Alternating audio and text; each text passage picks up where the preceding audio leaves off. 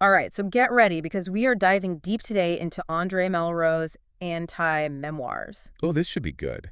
Yeah, now before you think this is just another autobiography, let me tell you, it's anything but. Right. It's more like a mind-bending journey through history and art and the human condition, Yeah. all seen through the eyes of a man who lived a life most of us could only dream of. You know what's really interesting about anti-memoirs is that Yeah. Malraux just throws the whole traditional memoir rulebook right out the window. Yeah, Instead of just going through, like, listing off his personal achievements, right. he takes us on this incredible philosophical exploration. And what a journey it is. Yeah. We've got excerpts from the book itself. We've got stories about his encounters with some of the biggest names of the 20th century. I mean, we're talking Hitler, de Gaulle, Gandhi, even Mao Zedong. And we'll be going with Malraux as he explores the ruins of Sheba, the bustling markets of Antigua, and even the eerie stillness of the Cairo Museum. Our mission here is to unpack Malraux' reflections on life, death, art, and the clash of civilizations. Exactly. But even more than that, we want to spark your own thoughts on these big universal themes. Absolutely. Anti-Memoirs is a book that just begs to be discussed and debated. So Malraux kicks things off by basically saying, forget traditional memoirs. He even calls the idea of just focusing on your personal life, quote, a miserable little pile of secrets. Ouch. I know, right? Now, the real question here is why he rejects this whole idea. Malraux believed that dissecting individual neuroses on a therapist's couch just paled in comparison to the grand tapestry of human history. Right. He saw art and history as offering a much more profound understanding of the universal struggles and triumphs that define our existence. So instead of dwelling on the minutiae of just one person's life, he wanted to tackle the bigger questions, the ones that keep you up at night. Yes. He actually poses this question in the book. He says, how does an individual life resonate with the grand sweep of history, the rise and fall of civilizations, and the eternal mysteries of life and death? And you can really see that search for meaning woven throughout Malraux' own life. No, yeah. I mean, this is a man who was obsessed with Asian art and archaeology when he was young, and then he goes on to be a key player in the anti-fascist movements in the 1930s. Wow. Leads a French resistance unit during World War II. It's unbelievable. And eventually, he even becomes France's Minister of Culture under de Gaulle. Talk about a life less ordinary. Yeah. I can only imagine how these experiences shaped his views on everything from art to revolution to the meaning of life itself. Each chapter of his life becomes like another layer in this intricate tapestry, Wow. adding depth and complexity to his understanding of the world. Yeah. And then there are his encounters with these larger-than-life figures. Right. I mean, it's like we have a front-row seat to some of the most pivotal moments of the 20th century. It's mind-blowing to think he had face-to-face conversations with people like Hitler, Gandhi, and Mao Zedong. That's right. Talk about a diverse range of perspectives. His interactions with General de Gaulle, for example. Okay. Now, Malraux doesn't just present him as this heroic figure.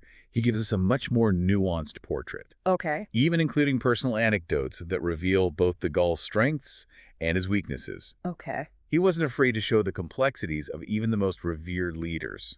So it's like he's saying, even the most powerful figures are still human, That's it. with all the flaws and contradictions that come with it. Exactly. What about his encounter with Gandhi? Malraux was clearly struck by the sheer power of nonviolent resistance. Right. He saw how deeply it was connected to Indian spirituality and how it challenged Western notions of power and change. I wonder how that encounter might have influenced Malraux' own views on political action, considering his background in those revolutionary movements. It makes you think. And then there's Mao Zedong. Can you imagine sitting across from the architect of communist China? It's a chilling yet fascinating encounter. Yeah. Malraux witnessed firsthand the fervor and ruthlessness of the Chinese Communist movement. Wow. He even observed the Long March and saw the sheer determination of those involved. That's incredible. It's like he was right there for this pivotal moment in history, Yeah. a moment that shaped the destiny of millions. It's a testament to Malraux' insatiable curiosity, even in the face of ideologies that might have seemed completely foreign to him. Absolutely. He wasn't afraid to confront uncomfortable truths. Yeah. So, in addition to these mind blowing encounters, Right. Malraux takes us on these vivid journeys to places most of us can only dream of visiting. Yeah. His descriptions are so detailed, it's like you're right there with him. I know. I know. Feeling the sand beneath your feet and smelling the incense in the air. Absolutely. One place that really stands out is the Cairo Museum. He describes this almost haunted atmosphere where remnants of Hellenistic Egypt are just crumbling, surrounded by these priceless artifacts. It's like a meditation on the passage of time and the fragility of even the most powerful empires. He also paints this incredibly vibrant picture of Antigua, Guatemala, Oh, where they yeah. celebrate death with colorful flowers and these ancient rituals. Wow. It's such a stark contrast to the way so many Western cultures approach death. Yeah. And then there's Angkor Wat. Oh, Angkor Wat. Imagine just wandering through this sprawling complex. Yeah. Sunlight filtering through these ancient stone carvings, monkeys chattering in the trees, swallows darting through the air. It sounds magical. And then you've got this black cat descending from a statue of Durga, as if embodying the dance between creation and destruction. Oh, wow. It's incredible. His writing is so immersive, you can practically feel the humidity and hear the sounds of the jungle all around you. It's like you're right there. But these aren't just travelogues. Right. Malraux is using these locations to explore something much deeper, isn't he? Absolutely. These journeys become a way for him to grapple with the clash of civilizations, Okay. especially between the East and the West. Right. He was fascinated by Eastern philosophies and religions like Buddhism and Hinduism. He saw this fundamental difference between the Western emphasis on action, progress, and this linear view of history, Right. and the Eastern focus on transcendence, cyclical time, and the illusion of the material world. So you've got that contrast between Western individualism Uh-huh. and the Eastern emphasis on collective harmony, Right. or consider the Western linear view of time versus the cyclical concept embraced by many Eastern cultures. It makes you wonder, can these two seemingly opposing worldviews ever truly coexist? That's the question, isn't it? Or are they destined to clash? That's the million-dollar question, and it's one that Malraux grapples with throughout Anti-Memoirs. So he sees this tension between East and West as a defining characteristic of the modern world. And he raises this crucial question that still resonates today. Okay. As Western influence spreads globally, will Eastern civilizations simply be absorbed? Or will they somehow transform the very nature of Western thought? That's a question with huge implications for how we understand ourselves and our place in the world. It's incredible how much we've already unpacked just in this first part of our deep dive. I know, right? We've only just begun. You know, Malraux's experience witnessing the Long March really stuck with him. Yeah, He was just amazed by the endurance and the determination of the Chinese communists. it's unbelievable. Facing those incredible hardships, crossing treacherous mountains, raging rivers. Yeah, he talks about them crossing rivers on chains. Oh, we know. Their bodies swaying precariously in this freezing wind Yeah. with bullets flying all around them. It sounds like something out of an action movie. It's incredible. And for Malraux, this event becomes this powerful lens through which he examines the whole human condition. You know, it makes you think, how do these kinds of monumental struggles shape how we understand life and death? That's a great question. What do they teach us about the limits of human endurance? And he makes this fascinating observation about the volunteers on the Long March. Yeah. It seemed like they found meaning in the struggle itself, Right. while those who were forced into the battle felt it was a denial of meaning. That's a really interesting distinction. Yeah, it's a stark contrast. It is. I wonder why the experience of struggle could be so profoundly different for those who choose it versus those who are forced into it. You know, maybe for those who willingly dedicate themselves to a cause, their suffering becomes like a testament to their commitment. Right. It validates their beliefs. Yeah. But for those who are driven by necessity, the struggle might just feel pointless, like a cruel twist of fate. Now, shifting gears a bit, Okay. Malraux's own experience as a prisoner of war during World War II is equally harrowing. He recounts his capture, the interrogation, the imprisonment, and eventually his liberation. Right. He doesn't shy away from describing the brutality, but he also highlights those unexpected moments of human connection.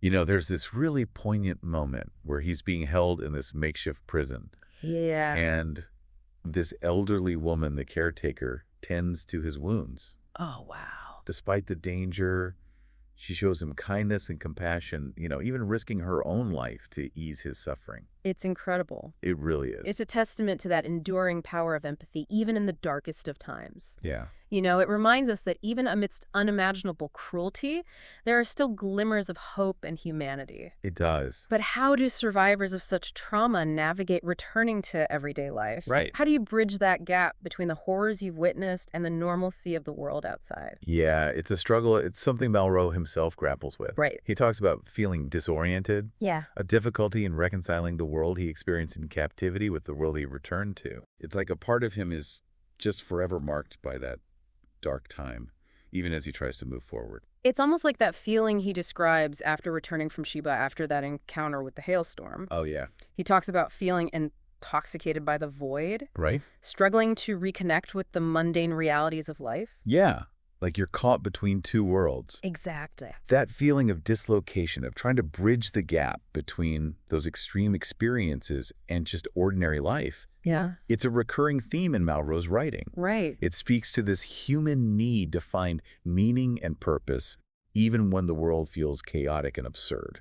And amid all the darkness and the turmoil he witnessed, Yeah. Malraux never loses sight of the power of art and culture. No, It's not just a distraction or an escape for him. absolutely not. For Malraux, art is a way to grapple with the complexities of life, Right. to find meaning in a world that can often feel meaningless. Yeah. He sees it as like a bridge between ourselves and the universe. He talks about how the West has traditionally sought to understand humanity through the lens of the divine, Yeah. while the East has looked to the eternal. Uh-huh. But now he sees art as stepping into that role, Oh, wow. bridging that gap between ourselves and the vastness of existence. He even goes as far as to say that we are on the cusp of the greatest adventure since the birth of historical cultures. So he believes that humanity is entering a new era, distinct from anything we've seen before. That's what he says. Wow, that's a bold statement. It is. Where does he see this transformation taking place? He sees it happening all around us. Okay. He points to the rise of secularism, the increasing role of science and technology, and the growing interconnectedness of the world. Right.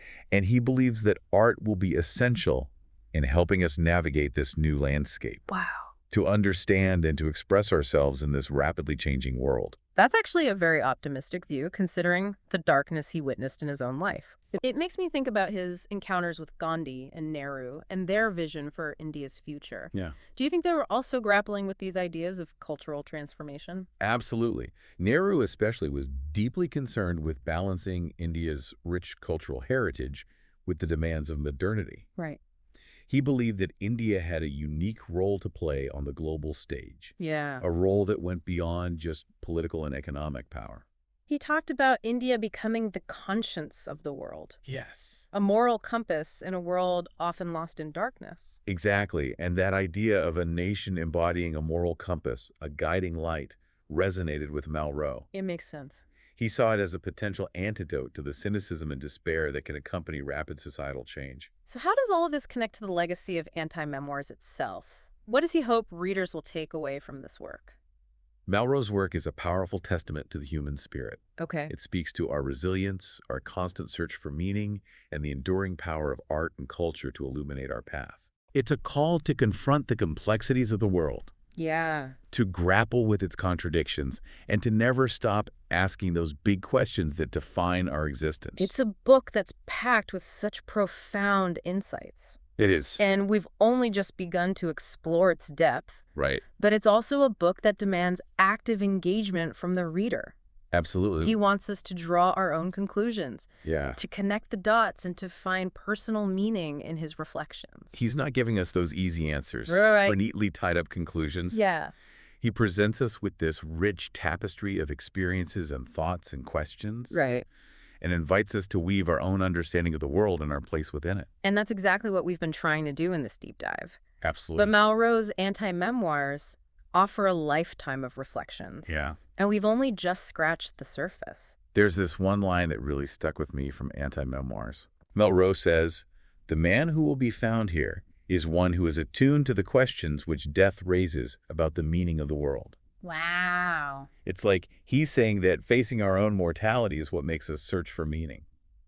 That's a deep thought. It makes me think about all the different ways that cultures have dealt with death throughout history. We Right. talked about those celebrations in Antigua, Yeah. but he goes even deeper into this in the book. He does. For example, he talks about this story his father told him about the ancient Khmer civilization. Right. They believed that their king was like a living embodiment of the moon, Interesting. and his life was tied to the cycles of the moon. So as the moon waned, Uh-huh. so did the king's vitality, Yeah. and eventually he would be sacrificed to keep the balance of the cosmos. Wow, that's so different from how many cultures view death today, It is, isn't it? especially in the West. This idea of a ruler being sacrificed for the good of the universe. Yeah. Might seem strange to us now, but it really highlights just how many different beliefs there are about life and death. Right, and it goes back to that clash of civilizations. Exactly. As these different worldviews collide, how do we reconcile those fundamental differences? That's a big question. Yeah. Malraux doesn't really give us a clear answer,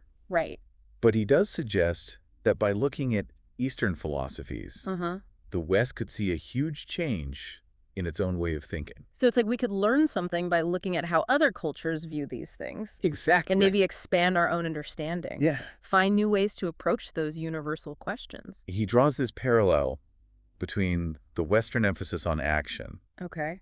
and the Eastern focus on transcendence. Right. So the West is always striving, Yeah, always pushing forward. and the East seeks a deeper understanding of the eternal. Exactly. And he argues that the West's obsession with action leads to a fragmentation of life. Okay. This constant striving that can leave us feeling empty. Right. Versus that cyclical nature of time in the East. Right, where death isn't the end, Right. but a transition. It's not a straight line, it's a circle. Exactly. I wonder if there's a way to bridge these two perspectives. That's a good question. Can we find a balance between that drive to achieve and the need for spiritual grounding? Malraux doesn't give us a solution, Right. but he does point to art as a potential bridge between these two worldviews. So art can help us connect those two sides. He sees art as a way to tap into that shared human experience Okay. that goes beyond culture and connects us to something bigger than ourselves. One of the most striking passages for me was his description of Angkor Wat. Oh, yeah. It's this chaotic yet breathtaking beauty where Yeah. the lines between human and the divine are blurred. And he talks about this black cat that comes down from a statue of Durga, Oh, right, the Hindu goddess. of destruction and creation. It's like he's hinting at this underlying order in all the chaos and decay. It's like this hidden connection that binds us all together. Yeah, and that connection goes beyond just the physical world. Right. He sees art as a way to tap into this collective human experience Yeah, a shared consciousness. that transcends time and culture. He believes that great works of art have this power to awaken something within us, Okay. connect us to something bigger, Yeah. offer us a glimpse into the eternal. So as we wrap up this deep dive into Andre Malraux's Anti-Memoirs, what would you say is the enduring legacy of this book? I think Malraux really challenges us to think beyond ourselves, Okay. to see our lives as part of this huge panorama of history Yeah. and these enduring mysteries of what it means to be human. Right. He wants us to find meaning not just in our own experiences, Uh-huh. but also the echoes of the past Right. and the possibilities of the future. It's amazing how one book can contain so much. And he reminds us that art is more than just entertainment. Yeah. It's a powerful tool for self-discovery and understanding the world. He really leaves us with a lot to think about. He did. One final question for you. Malraux believed that humanity is entering a new era, Okay. distinct from all the previous historical cultures. Right. Do you see any evidence of this transformation happening in the world today? That's a great question, and one that Malraux's work continues to illuminate. It really does. Thanks for joining us on this incredible journey It was my pleasure. into the world of Andre Malraux. Yes. We encourage you to keep exploring his work and see what resonates with you. Until Totally. next time.